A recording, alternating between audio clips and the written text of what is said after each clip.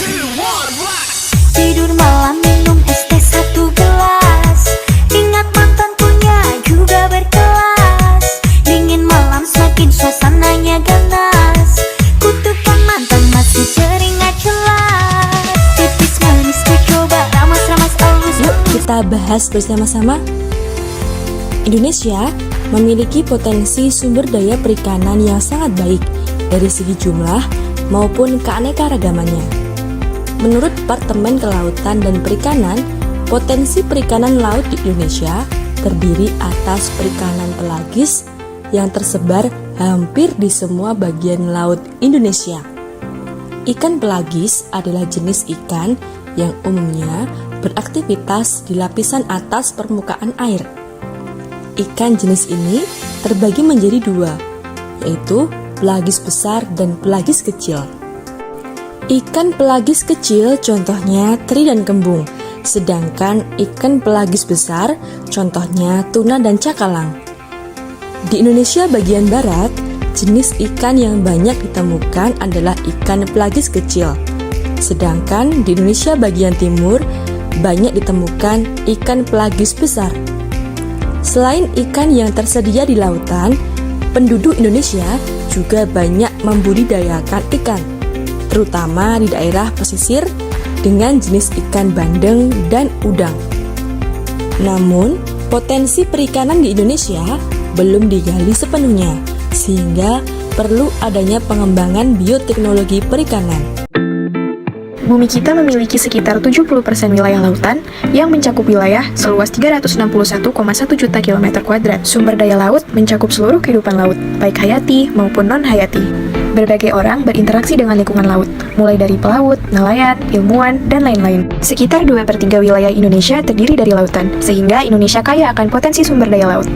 Kekayaan hayati perairan Indonesia memiliki 27% dari seluruh spesies flora dan fauna yang terdapat di dunia, yang meliputi mamalia, amfibi, reptil, ikan, moluska, dan rumput laut. Indonesia memiliki 4 kelompok sumber daya kelautan. Yang pertama, ada jasa lingkungan kelautan yang meliputi media transportasi, pariwisata, penelitian dan pendidikan, pertahanan dan keamanan, dan lain-lain. Selanjutnya, ada sumber daya alam tak terbarukan, yaitu minyak dan gas bumi, timah, bauksit, biji besi, dan lain-lain. Selain itu, ada sumber daya alam terbarukan yang meliputi perikanan, hutan mangrove, terumbu karang, rumput laut, dan lain-lain. Dan yang terakhir, ada energi kelautan yang meliputi energi gelombang, energi pasang surut, energi arus laut, dan OTEC, yang merupakan singkatan dari Ocean Thermal Energy Conversion. Potensi laut Indonesia juga dapat dikelompokkan ke dalam beberapa bidang.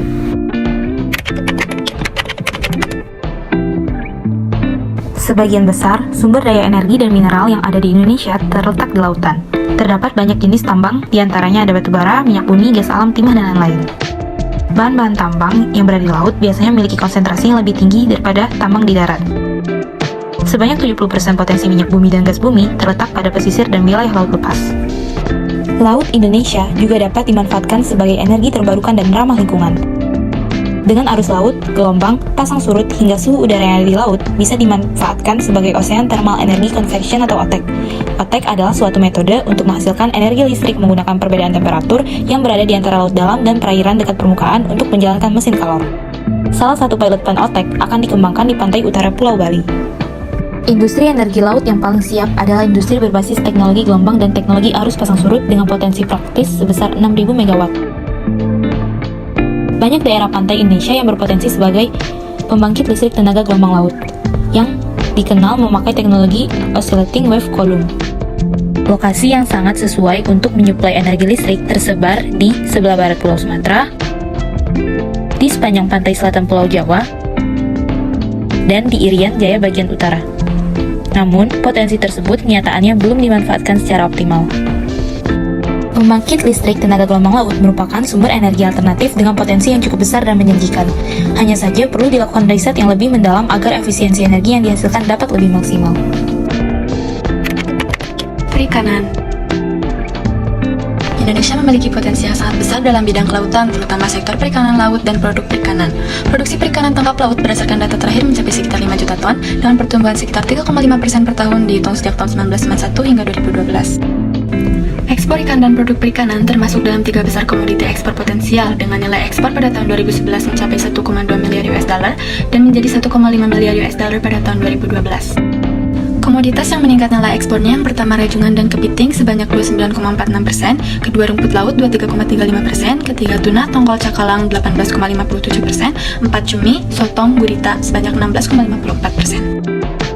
Permasalahan perikanan di Indonesia, belum optimalnya produksi perikanan budidaya nasional, belum optimalnya pertumbuhan PDB perikanan, belum terkelolanya pulau-pulau kecil sebagai kekuatan ekonomi, belum optimalnya industri pengolahan perikanan, khususnya di kawasan Indonesia bagian timur, ketersediaan BBM untuk nelayan dan pembudidayaan ikan, belum optimalnya pengawasan UU Fishing, peningkatan kawasan konversi laut nasional, peningkatan kapasitas SDM kelautan dan perikanan, peningkatan IPTEK kelautan dan perikanan, serta diseminasi teknologi, peningkatan tata kelola pembangunan kelautan dan perikanan nasional.